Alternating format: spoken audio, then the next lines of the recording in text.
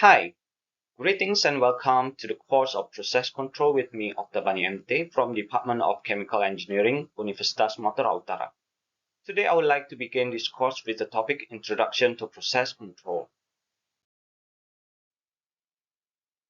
This session aims to explain the course logistics, which includes the syllabus, policy, schedules, and learning outcomes.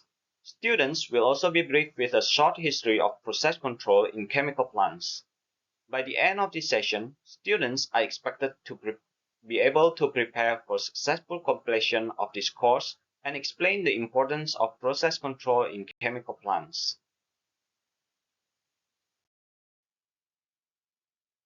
A bit of introduction to this course. This course, coded RTK3238, is a mandatory course taught in the 6th semester at the Department of Chemical Engineering, Universitas Sumatera Utara. The class is devised for a 2.5-hour session each week for 16 weeks, but students are welcome to set their own schedule in the self-paced course. To pass this course, students must participate in at least 80% of assignments and quizzes and achieve a minimum score of 60%. Bear in mind that late assignment will result in a 20% grade reduction. The assessment and delivery of course materials are related to learning outcomes of this course.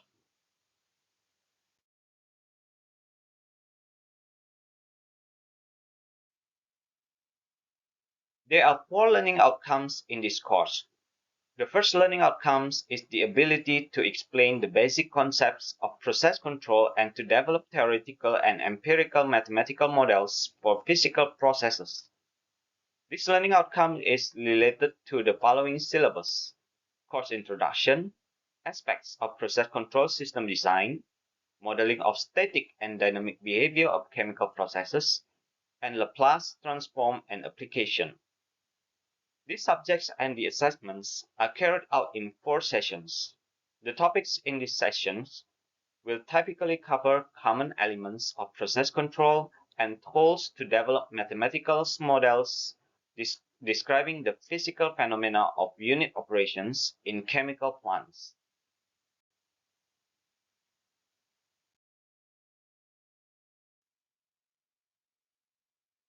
The second learning outcome is the ability to analyze the dynamic behavior of first-order or high-order systems. This learning outcome is related to the following syllabus: transfer function and output-input model, linearization of nonlinear system, dynamic behavior of first-order system, and dynamic behavior of second-order or high-order systems. These subjects and the assessment are carried out in 4 sessions. The topics in these sessions will typically cover transformation of complex mathematical models into more practical forms and characteristics of systems governed by those models.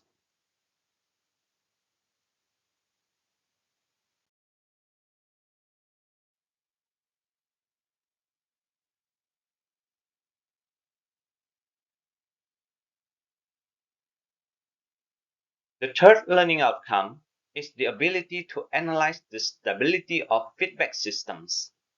This learning outcome is related to the following syllabus: feedback and feed-forward control, dynamic behavior of feedback control processes, and stability analysis of feedback systems. These subjects and the assessments are carried out in 4 sessions. The topics in these sessions will typically cover simplification of functions describing feedback control systems and methods to analyze stability of the systems.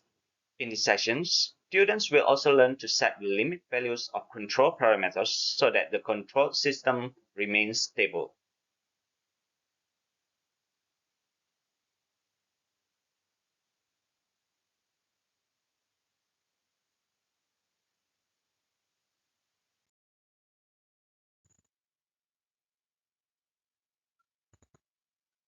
The final learning outcome is the ability to design feedback control systems and set the control parameter values.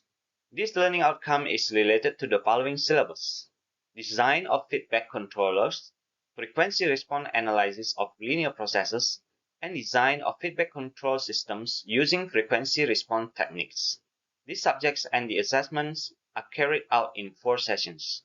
The topics in these sessions will typically cover tuning of controller parameters for various criteria and conditions.